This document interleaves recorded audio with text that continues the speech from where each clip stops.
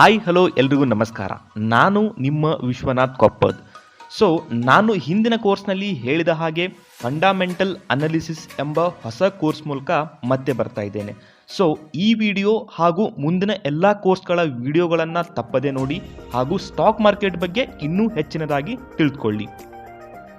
ಅದಕ್ಕಿಂತ ಮೊದಲು ನೀವಿನ್ನು ನನ್ನ ಚಾನಲ್ಗೆ ಸಬ್ಸ್ಕ್ರೈಬ್ ಮಾಡದಿದ್ದರೆ ದಯವಿಟ್ಟು ಸಬ್ಸ್ಕ್ರೈಬ್ ಮಾಡಿ ಹಾಗೂ ಲೈಕ್ ಮಾಡಿ ಮತ್ತು ಶೇರ್ ಮಾಡಿ. ತಡ ಮಾಡೋದು ಬೇಡ, ಕೋರ್ಸನ್ನು ಸ್ಟಾರ್ಟ್ ಮಾಡೋಣ ಬನ್ನಿ.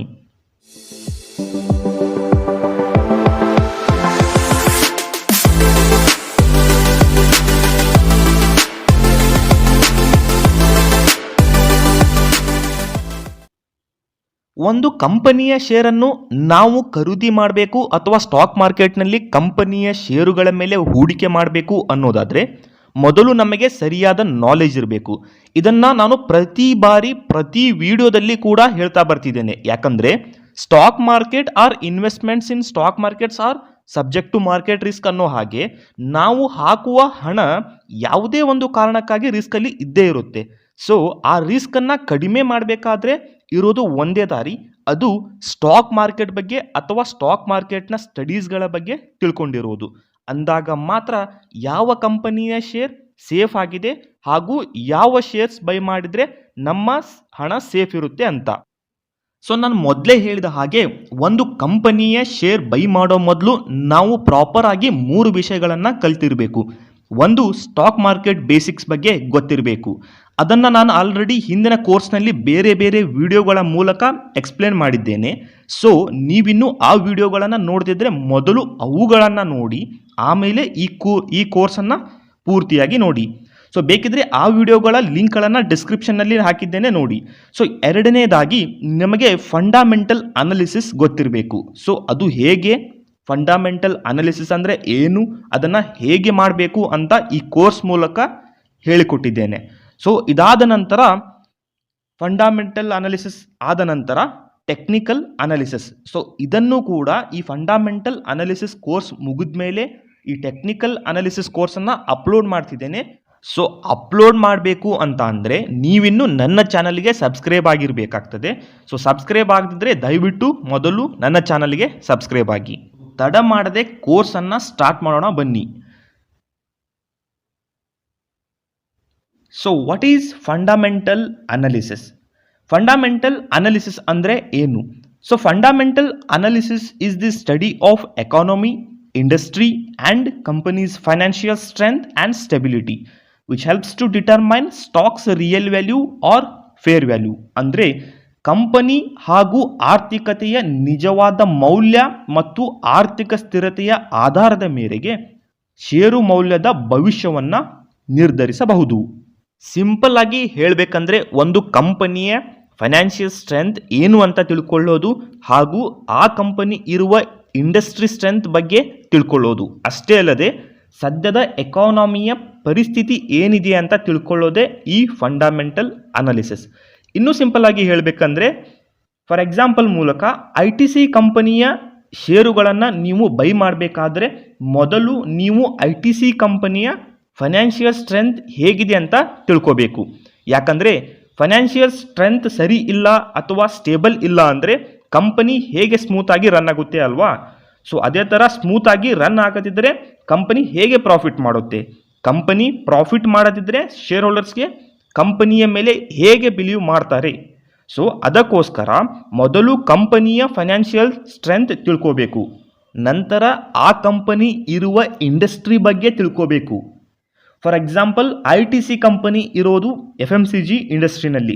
FMCG ಇಂಡಸ್ಟ್ರಿ ಯಾವ ರೀತಿ ಪರ್ಫಾರ್ಮ್ ಮಾಡ್ತಾ ಇದೆ ಹಾಗೂ ಬೇರೆ ಇಂಡಸ್ಟ್ರಿಗಳಿಗೆ ಕಂಪೇರ್ ಮಾಡಿದರೆ ಆ ಇಂಡಸ್ಟ್ರಿ ಹೇಗೆ ಪರ್ಫಾರ್ಮ್ ಮಾಡ್ತಾ ಇದೆ ಅನ್ನೋದು ಕೂಡ ಮುಖ್ಯವಾಗುತ್ತೆ. ನಂತರ ಎಂಟೈರ್ ಎಕಾನಮಿ ಬಗ್ಗೆ ಕೂಡ ಸ್ವಲ್ಪ ತಿಳ್ಕೋಬೇಕಾಗುತ್ತೆ. ಇವೆಲ್ಲದರ ಬಗ್ಗೆ ಮುಂದೆ ಇನ್ ಡೀಟೇಲ್ ಆಗಿ ಹೇಳ್ತಾ ಇದ್ದೇನೆ. ಮುಂದಿನದಾಗಿ ನಾವು modes or parts of fundamental analysis ಬಗ್ಗೆ ನೋಡೋಣ. ಈಗ ಆಲ್ರೆಡಿ ನಾನು ಹೇಳಿದ ಹಾಗೆ ಮೊದಲು ಕಂಪನಿ ಅನಾಲಿಸಿಸ್ ಮಾಡಬೇಕು, ನಂತರ ಇಂಡಸ್ಟ್ರಿ ಅನಾಲಿಸಿಸ್. ಮೊದಲು ಕಂಪನಿ ಅನಾಲಿಸಿಸ್ ಮಾಡಬೇಕು, ನಂತರ ಇಂಡಸ್ಟ್ರಿ ಅನಾಲಿಸಿಸ್, ಓಕೆ, ಆಮೇಲೆ ಎಕಾನಮಿ ಅನಾಲಿಸಿಸನ್ನು ನಾವು ಮಾಡಬೇಕಾಗುತ್ತೆ.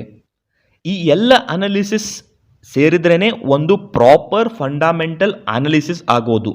ಇದನ್ನು ನಾವು top to bottom or bottom to top ಮಾಡೆಲಲ್ಲಿ ಕೂಡ ಮಾಡಬಹುದು. ಅಂದರೆ ಮೊದಲು ಕಂಪನಿ ಅನಾಲಿಸಿಸನ್ನು ಮಾಡಿ ನಂತರ ಇಂಡಸ್ಟ್ರಿ ಅನಾಲಿಸಿಸ್ ಮತ್ತು ಎಕಾನಮಿ ಅನಾಲಿಸಿಸ್ ಮಾಡಬಹುದು, ಅಥವಾ ಮೊದಲೇ ಎಕಾನಮಿ ಅನಾಲಿಸಿಸ್ ಮಾಡಿ ಆಮೇಲೆ ಇಂಡಸ್ಟ್ರಿ ಅನಾಲಿಸಿಸ್ ಮಾಡಿ ಮತ್ತೆ ಕಂಪನಿ ಅನಾಲಿಸಿಸ್ಕನ್ನು ಕೂಡ ಮಾಡಬಹುದು.